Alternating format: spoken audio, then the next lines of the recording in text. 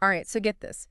Imagine like a K-pop group at the top of their game, selling out stadiums worldwide and everything, and then they just drop this bombshell. Right. They're changing their name, wow. and they're battling it out with their label. Okay. That's exactly what's happening right now with NewJeans, who are now called NJZ. Oh, wow. So we're going to do a deep dive today into what's happening. Interesting. And try to figure out what's going on. Yeah. It's a fascinating case, especially because we have these CNN interviews with the band members. Right. So we get to hear... Yeah, it's not every day. Straight from them. That we get to hear directly from the artists. Right. At the heart of a controversy like this. So first things first. Right. They ditched NewJeans. Okay. And they're going with NJZ now. Yeah. What's the story there? Well, NJZ is actually a name that the fans came up with. So it's like they're kind of keeping the essence of NewJeans. Okay. But signaling a new chapter. I see. A fresh start. Fresh start. Yeah, and Hani Pham said that they really want to turn this whole thing into something exciting. Turn this into something exciting. Like rough periods. Yeah. So it's like a phoenix. Phoenix rising from the ashes kind of vibe. Like seen from the ashes, exactly. I'm curious, though. Yeah. How often do name changes actually work? Like, think about when Diddy kept changing his name. Oh, yeah. P. Diddy, Puff Daddy, just Diddy. Right. Like, sometimes it feels like a desperate attempt to stay relevant. It can. Do you think this could backfire on NJZ? It's definitely a gamble. Mm-hmm. But I think what's interesting is how the name change is tied to the legal battle they're having with their label. Oh, right. And for anyone who's not totally immersed in K-pop, Andor is part of HYBE. Right. Which is like the mega company. Right. The huge company. Behind BTS. So that adds like a whole other layer to this. It really does. Doesn't it? Because it's like a David and Goliath situation. Yeah. And the accusations that NJZ are bringing against Andor are pretty serious. What are they? They're talking about manipulation, mistreatment. Oh, wow. Harassment. Really? So it makes you wonder about the power dynamics. Yeah. In K-pop and how much control these labels have over these artists. And Andor isn't just like sitting back and taking it either. No, they're not. They filed a lawsuit. Right. And they're trying to block NJZ from signing any new advertising deals. With this injunction. With this injunction thing. Yeah. Can you break down for us what an injunction is? Yeah. Because it sounds kind of intense. An injunction is basically like a court order that says, hey, you can't do that until we figure this whole thing out in court. I see. So it's a way to prevent actions that might complicate the legal case. Got it. And for them, it means that their future earnings are on hold. Oh, wow. So that puts their entire career in limbo. It does. It's crazy how high the stakes are here. Yeah. Let's hear what NJZ has to say about all of this, because in that CNN interview, they don't hold back at all. Danielle Marsh actually said, we believe we will win this battle against HYBE and Andor. Wow. That's some serious confidence. That is. When you're going up against one of the biggest players in the music industry. It's clear they're not backing down. No. They even talked about losing all trust in Andor. Right. And feeling the need to break free. I can only imagine the pressure and the emotional toll that this must be taking on them. Absolutely. And it makes you think about all the other young artists in K-pop who might be going through similar things, but don't have the platform or the courage to speak out. It's definitely a wake-up call to the darker side of K-pop industry. For sure. But even with all of this going on, they're still creating music. That's resilience. Right. They've hinted that their new music is going to sound very different from their previous work. Interesting. King Heron even mentioned they're experimenting. Experimenting with new sounds. Now we're talking. Yeah. Experimentation can lead to some really groundbreaking stuff. It can. Think about how Radiohead completely reinvented themselves after OK Computer. Right. Maybe this whole legal battle is pushing them towards a bolder and more authentic sound. Possibly. But before we get too deep into the music, let's talk about their fashion. Okay. Because they've already collaborated with huge fashion houses like Chanel, Louis Vuitton. Where do you think they're going with their style now?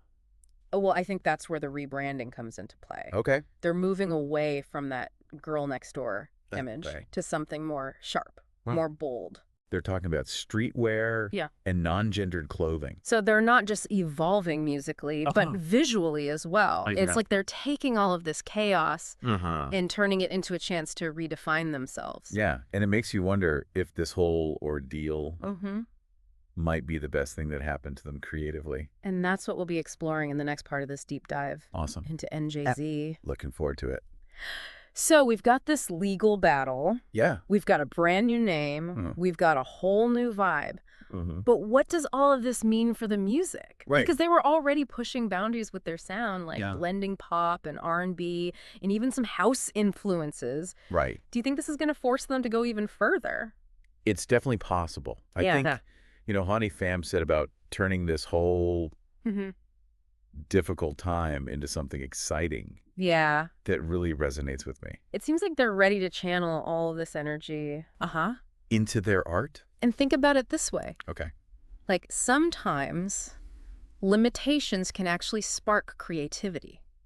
Oh, interesting. When you're forced to work within constraints or overcome obstacles. Yeah.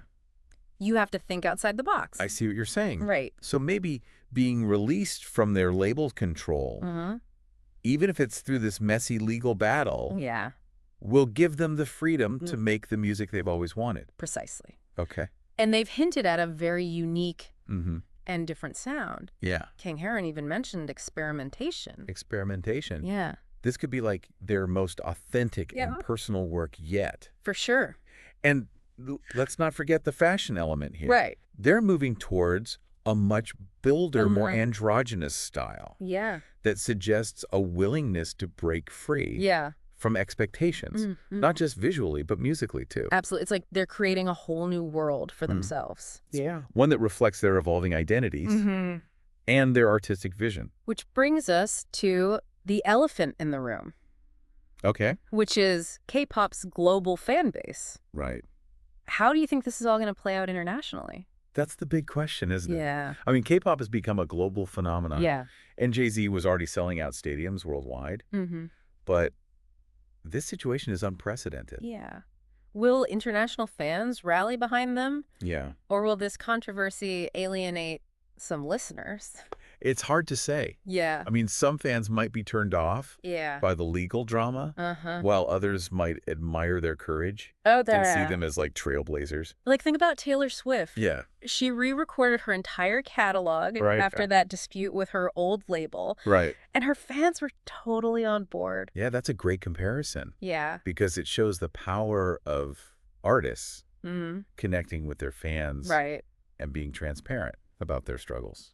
And NJZ seems to be doing just that. They are. But there's another layer to this, too. What's that? Because K-pop is very deeply tied to South Korea's image on the world stage. Right. This case could have implications for how the entire country's entertainment industry is perceived globally. Absolutely right. So it's not just about the music anymore. It's not. It's about cultural influence, soft power, international business relationships. Yeah. This whole situation could reshape the landscape of K-pop in ways that we can't even imagine.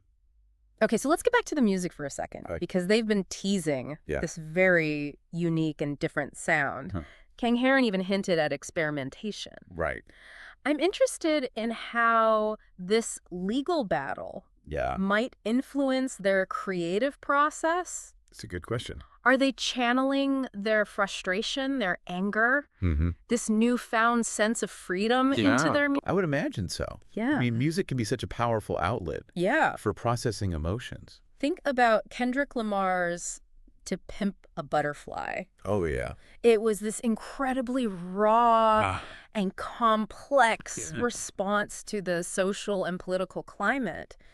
Could NJZ's new music be their version of that? It's certainly possible. Okay.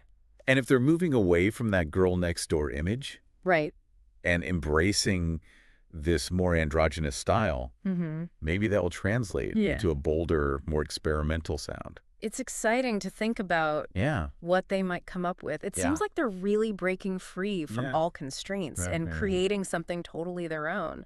It's a risky move. Yeah. Especially with this legal battle hanging over their heads.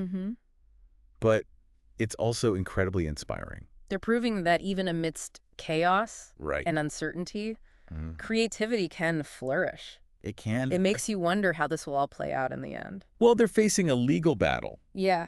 That could make or break their career. But they're also embracing a new creative identity that could propel them to even greater heights. It's like a high-stakes gamble. It is. The outcome is far from certain. Yeah. But one thing's for sure. What's that? NJZ is writing their own story. Yeah.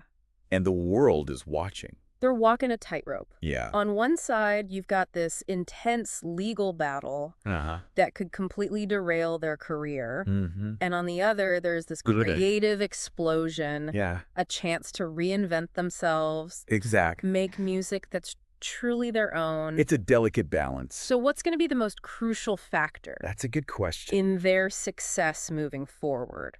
Is it the outcome of the legal battle? It could be. Is it the support of their fans? It could be that too. The quality of the new music? Could be that too. What do you think? Honestly, I think it's a combination of all of those. Okay. They need a strong legal strategy to navigate this lawsuit, protect their interests, but they also need to keep that momentum that they've built with their fans, both in Korea and internationally. Speaking of fans, K-pop fandoms are known for being fiercely loyal. They are. Incredibly organized. Yeah. Could they actually play a role in tipping the scales? I think so. In their favor? Yeah. Remember when Selena Gomez's fans rallied behind her during her health struggles? Yeah. They organized those massive social media campaigns. Fundraisers. Wow. Sent her thousands of letters of support. That's amazing. K-pop fandoms are on another level. Yeah. I mean, they could be a major force. Wow. In amplifying NJZ's message and putting pressure on Andor and Hybe. It's like a modern day David and Goliath, but with a digital twist. And it really highlights this evolving relationship between artists and their fans. It's not just about passively consuming music anymore. Right. Fans are actively involved in shaping their idols' careers. Defending them, and even influencing industry decisions. So to wrap things up, we've got this K-pop group, NJZ, at a crossroads, battling their powerful label, embracing a new identity, potentially changing the landscape of the music industry as we know it. It's a story that's both fascinating and incredibly complex. It makes you think about the pressures on young artists, the power dynamics in the music industry, the role of fandom in the digital age. Right. And it leaves us with so many questions. It does. Will they win their legal battle? Will their new music live up to the hype? Will they become a symbol of creative freedom? Good question. For other artists? Only time will tell. But one thing's for sure. NJZ is writing their own narrative. And they're doing it on their own terms. That's a bold move. It is a bold move. And the world is watching. The world is watching to see how it all unfolds. So there you have it. There it is. That's our deep dive into the world of NJZ. NJZ. It's a story that is far from over. Definitely far from over. So keep your eyes and ears peeled because we're going to hear a lot more from them in the coming months. For sure. And if you're as intrigued by all of this as we are, as I am, we encourage you to do your own digging, read the interviews, listen to the music, form your own opinions. Yes. What do you think this all means for the future of K-pop? Yeah. How do you feel about these power dynamics between artists and labels? Yeah, let us know because this is a conversation. Right. It's just getting started. This is just the beginning. The beginning.